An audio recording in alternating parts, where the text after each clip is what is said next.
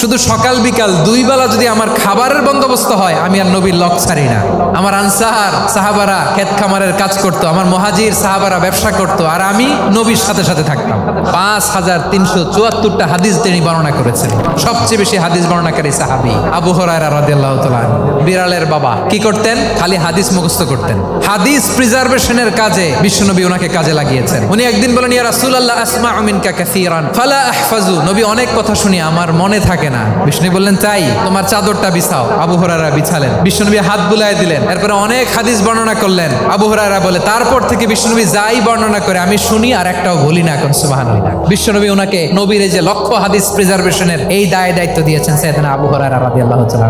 আপনারা কি খেয়াল করেছেন কত বড় চৌকস ট্যালেন্ট হান্টার ছিল আমার নবী? এক একজনের এক এক ট্যালেন্ট, এক একজনকে এক এক দায়িত্ব দিয়েছেন, এক একজনের প্রতিভাকে এক একভাবে বিকশিত হওয়ার সুযোগ দিয়েছেন। আওয়াজ করে বলেন ঠিক কি না?